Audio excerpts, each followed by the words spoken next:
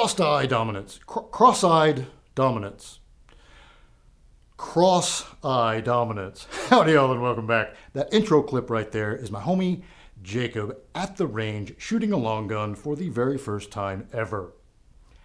And we had been discussing back and forth as he built out his first AR that he is right-handed and very left-eye dominant.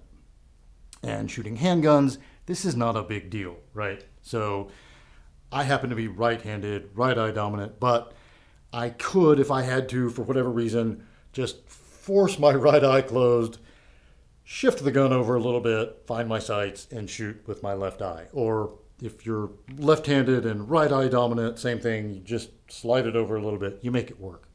Not that big of a deal. With long guns, it kind of is.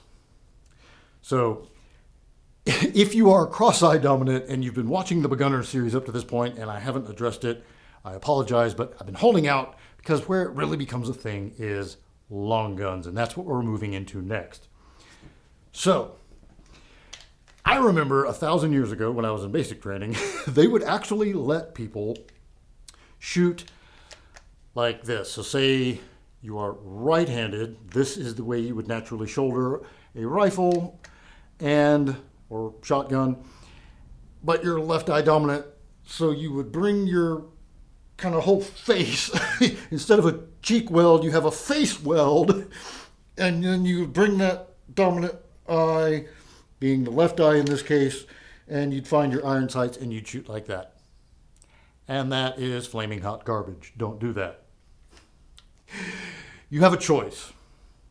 You can either force that dominant eye closed, just force it, and learn to use your weak eye, or you can learn to shoot wrong-handed, giving yourself your dominant eye.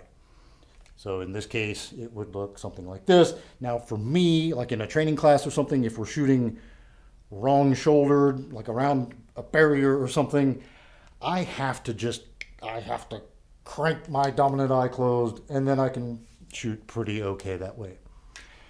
Jacob decided to go that route of staying with his right-handedness this way and just forcing that dominant eye closed. And he did great, like freaky great actually, but this is going to be a completely personal choice. Don't let anybody convince you that there's a better way or worse way.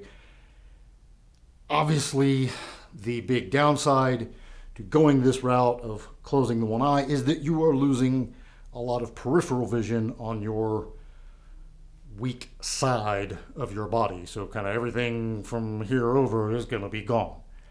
I totally get that. That's a strong argument for learning to shoot wrong-shouldered, right?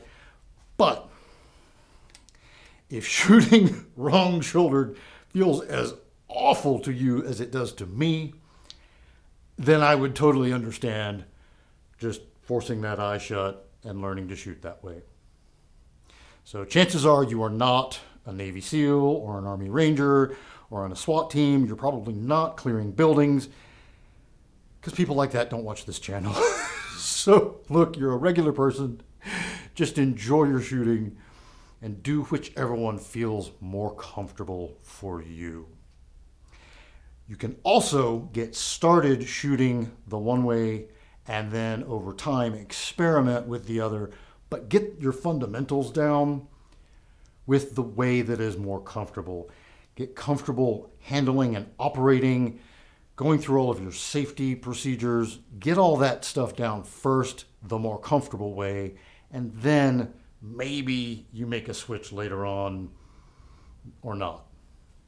But if you are cross-eye dominant and you don't even know it, a quick test just to verify this, if you're brand new to guns and you haven't figured any of this stuff out yet, is, so I'm going to hold my hand in a circle like this in front of the camera, and to me this feels like centered, and I am looking with both eyes open at the lens of the camera right there. you are probably seeing something different. But I'm going to cover my left eye, and now you should be able to see my dominant eye looking right through that hole at you. With both eyes open, I center the lens of the camera, I close my right eye, and now my whole thumb over here is blocking the lens of the camera and I can't see it. So obviously I am right eye dominant. So you can find some object in the room, make a circle, cover your one eye. If the object suddenly jumps out of the circle, then that was your dominant eye.